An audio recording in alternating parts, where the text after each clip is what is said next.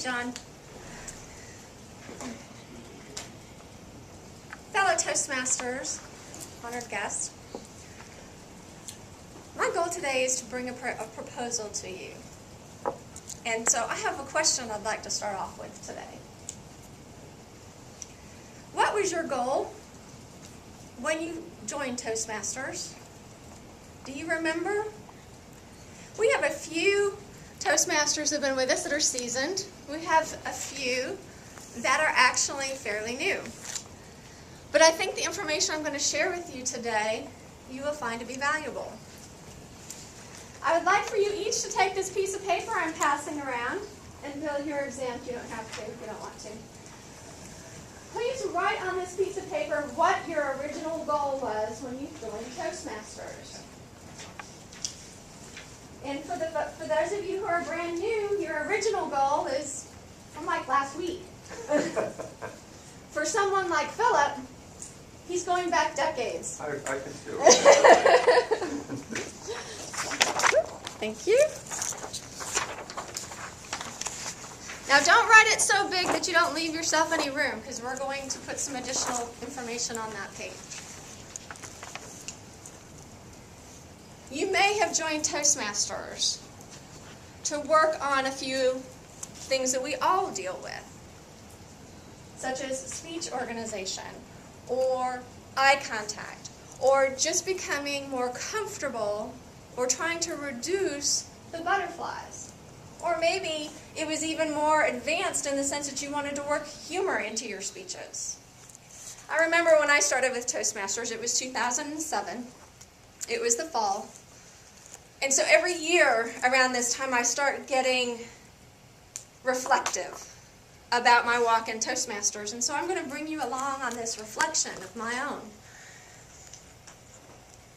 I'm not exactly where I would like to be, and I think maybe some of you are feeling the same way. When I look back on it, I cannot believe I have been in Toastmasters since 2007. It just seems like a really long time.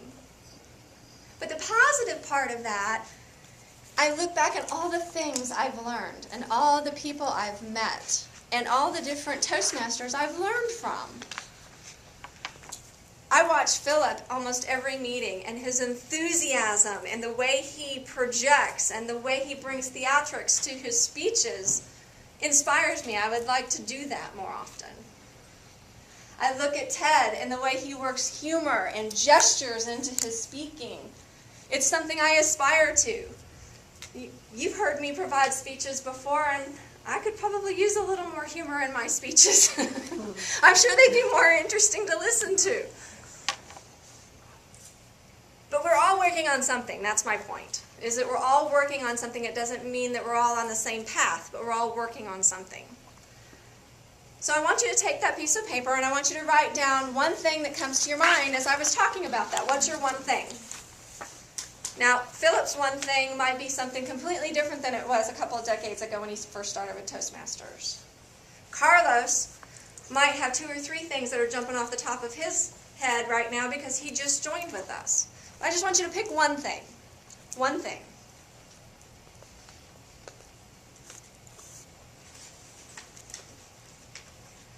Okay, so if you have that one thing, we were talking mostly about speeches in that point. We're talking about how we do a speech delivery or things that we want to get better when we're talking about speaking in front of a group. But one of the things that we don't always think about when we think about Toastmasters is leadership and enhancing our leadership skills. So did you have a leadership goal when you came to Toastmasters?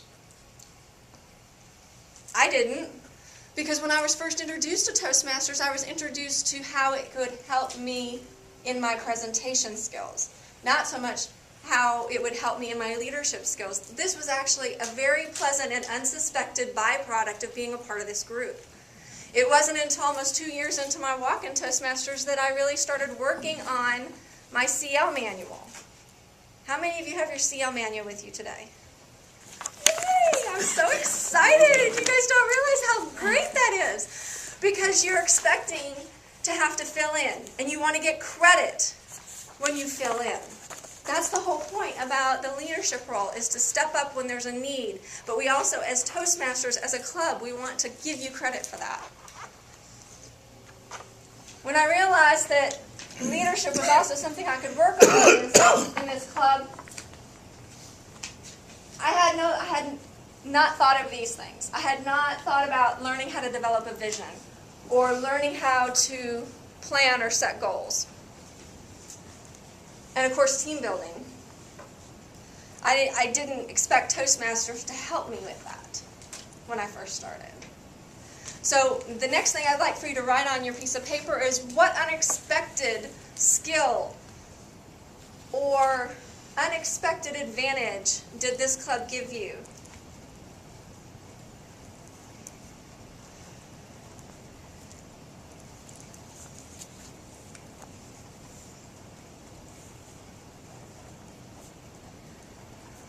I know you've seen this quote before, and it's by Ralph Smedley. Is there anyone in this group that doesn't know who Ralph Smedley is before I put this quote up? Ralph Smedley is the founder of Toastmasters. Oh, I just joined. Thank you, Sonny. Actually, Toastmasters is celebrating a birthday coming up in another week. Actually, the 22nd. We're going to miss it by a day. So we might want to consider doing something special, maybe a themed meeting for Tuesday next week. Toastmasters has its 90th birthday. But this quote has been around for 90 years. That's what Toastmasters has been doing. The only organization that focuses on the individual. But you know what? By doing that, by focusing on the individual, you help the club. If we didn't focus on getting new members in and teaching them about Toastmasters, a club would wither and die without new members. If we didn't help our existing members advance in the communication and leadership skills, again, the club would not have what it needs to sustain the club environment that makes it so beneficial for people to learn and grow in their speaking and their leadership skills. So, my question to you today, and my challenge to you, is for you to tell me, and I want you to fold your paper in half wherever it's convenient. It may not exactly be in half, it may be in thirds at this point. I want you to fold it where you're going to be able to tear this off. Because one of my goals today is to help Sarah, who's our Vice President of Education, and it's her job to shepherd our club along in its educational goals. And if you don't know where you are, it makes it really, really hard for her to help you get where you want to be. And we're going to go over this chart really quickly so you understand what it is.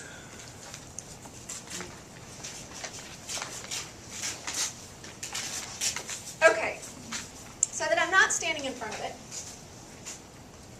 there are two tracks to Toastmasters. There is the leadership track, and there is the competent communicator track, which is what everybody's familiar with. A lot of our new people are working out of the CC manual, so it's project 1 through 10. But you also have a competent leader manager manual that also has projects in it that you're completing along the way. So if you haven't read through or gotten familiar with this leadership manual, I highly encourage you do so, because every time you come to a meeting, you may be missing out on an opportunity to fill something out in that book. The next thing I'd like for you to do, where you've torn the piece of paper off, is tell me, where are you in these two books? If you are an advanced Toastmaster and you're out of the CC manual, where are you in the advanced manuals? Are you a bronze level, which means you're meeting your second 10 set of speeches? And what manuals are you using? And then, if you're in this advanced communicator silver, make sure you write that down. And I'm going to collect those from you in just a moment. Would you like our name on it? Put your name on it too, please. I am not going to sit in judgment about where you are in this process, because this is your journey and you have specific goals that you're working on. please take a moment to look back at that piece of paper where you wrote down what your goal was when you joined Toastmasters. And my question to you is, have you reached it? And if not, why not? If you have reached it, what's the next level? What's the next challenge? What's the next goal? I'll take just a couple of moments for questions on the educational track or the leadership track, if anyone has any questions about how to get there.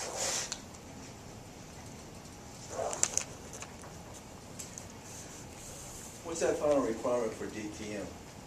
You talk about where it merges. What is that merge? I'm sorry, say that one more time. Oh, Let me bring the chart back up if it's a question about the chart. Excuse me. Okay, what was your question about DTM? Well, in the manuals, it talks about the leadership side, the silver, and communicator gold, and stuff like that. But when it comes together, what requirements are there for DTM? The DTM requirements basically come together with completing the Advanced Communicator Gold and completing the Advanced Communicator Silver. So what does that mean to you? I actually have a handout right here. Thank you for leading into that. You have to complete all of the requirements for Gold, Advanced Communicator Gold, and you have to complete all of the requirements for the Advanced Leadership Silver in order to be eligible for DTM. This page that I've provided to you is actually part of your manuals. But again, as a new Toastmaster, nobody pointed it out to me, and I didn't know it existed. So I wanted to take an opportunity to bring it to you today. But to be specific about your question, Dave, you have to have completed your Advanced Communicator Silver. You have to finish 2 additional manuals, which means that you're completing your Advanced Communicator Gold. You have to provide from the Successful Club or the Successful Leadership Series, or you may do a youth leadership program. Many of you who have been part of the club for a while know that December, actually this time last year, we started in November, I worked with some students at Moody, and that was part of the leadership, the youth leadership program. That would qualify, as opposed to doing one of the other speech series. And then you also have to mentor a new member.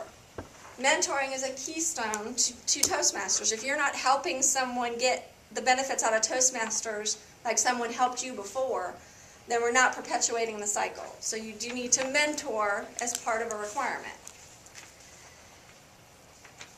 You also have to, as I mentioned before, complete the Advanced Leadership Bronze Award. You have to have served as a district governor, and you can do that in a multitude of different ways, not just as an area governor role. There are other roles that will satisfy that requirement. You also have to complete a high-performance leadership project, and our club has actually heard from 2 of our members already that are working on a high-performance leadership project and what that is. And lastly, and probably one of the most difficult things to do, is to sponsor or coach a club. And what that means is you have to be involved in getting a new club off the ground and helping it sustain itself for a certain period of time. Most of the time it's a 6-month commitment. We have some interest at VSU in starting a student club. Those requirements do not have to be completed in any particular order. So if you are interested in being a part of this club at VSU, then please let me know.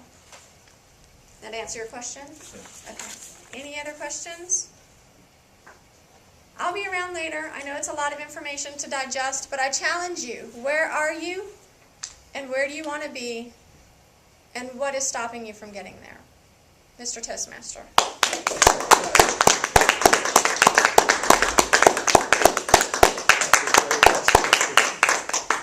That's good.